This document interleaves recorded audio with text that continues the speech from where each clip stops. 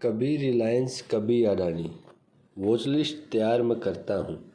लो सोचा है कितना बड़ा, ट्रेडिंग रोज़ में करता हूँ। Hey guys, welcome back to the video. सबसे पहले आप इस पहेली को सुलझाएं और कमेंट बॉक्स में हमें बताएं। चलिए हम नेक्स्ट वीक मार्केट की बात करते हैं।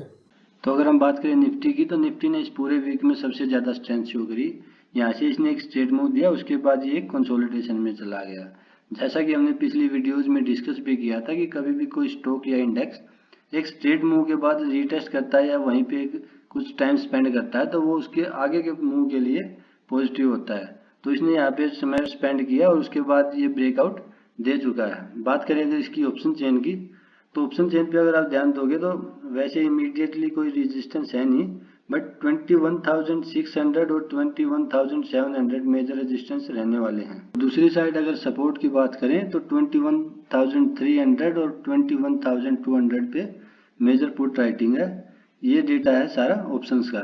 नेक्स्ट आप इसको 15 मिनट पे हम डिस्कस करें तो 15 मिनट पे एनालिसिस हमारा सिंपल सा है। आज इसने एक अच्छा मूव दिया, यहाँ से इसने एक गैप अप के बाद एक कंसोलिडेशन, फिर एक मूव, फिर कंसोलिडेशन और अभी ब्रेकआउट दे चुका है।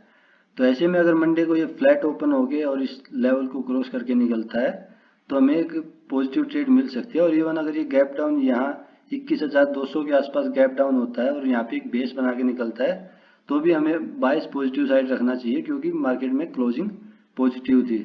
अब बात कर लेते हैं बैंक निफ्टी की। तो बैंक निफ्टी बेटर प्लेस्ड है as compare to Nifty for intraday purpose only. यहाँ पे इसने पूरा एक बेस बनाया और उसका ये ब्रेकआउट ऑलरेडी दे चुका है। तो ये यहाँ पे कहीं अगर रिटेस्ट करता हुआ मिलता है तो इसको रिटेस्ट के बाद अगर ये 48,200 को क्रॉस करके निकलता है तो हमें एक पॉजिटिव ट्रेड मंडे को मिल सकती है। पुट कॉल रेशियो 1.47 के आसपास है, जिसका मतलब है कि अगर मंडे को कुछ गैप अप ओपनिंग होती है तो हमें निफ्टी और बैंक निफ्टी मार्केट में थोड़ा सा प्रॉफिट बुकिंग देखने को मिल सकती है, बट वो एक पॉजिटिव प्रॉफिट बुकिंग होगी, उससे हमें पैनिक करने की ज़रूरत नहीं है। नेक्स्ट हम बात कर लेते हैं स्मॉल कैप इंडेक्स की। स्मॉल कैप इंडेक्स अच्छी स्ट्रेंथ दिखा रहा है, जैसा हमने निफ्टी में डिस्कस किया। ये स्ट्रेट मूव, उसके बाद कंसोलिडेशन, फिर मूव, फिर कंसोलिडेशन और इस वीक में फिर से मूव। तो स्मॉल कैप इंडेक्स और ब्रॉडर मार्केट में काफ़ी अच्छी स्ट्रेंथ है। और इवन लास्ट के 10 to 15 डेज में हमें स्टॉक स्पेसिफिक पॉपअप्स देखने को मिल सकते हैं, specially in mid cap and small cap. तो ये हमारे माइंड में रहना चाहिए और इस टाइम एक्स्ट्रा स्टडी करना जरूरी हो जाता है। नेक्स्ट हम बात कर लेते हैं कुछ स्टॉक्स की। तो सबसे पहला स्टॉक हमारे सामने आता है BLS इंटरनेशनल।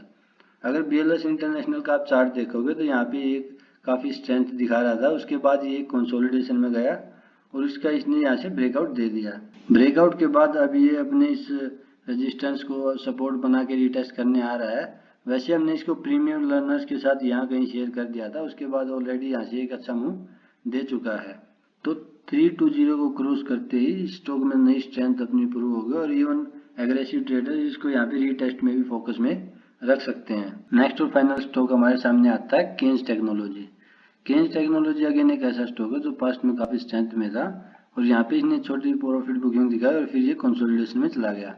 बट कंसोलिडेशन के टाइम पे अगर आप वॉल्यूम्स पे ध्यान दोगे तो बिल्कुल ड्राई अप थे, बट अगेन अब ये निकलने की कोशिश कर रहा है। अगर आप यहाँ पे ध्यान दोगे तो ऑलरेडी अपने 2550 के रेजिस्टेंस को क्रॉस कर चुका है।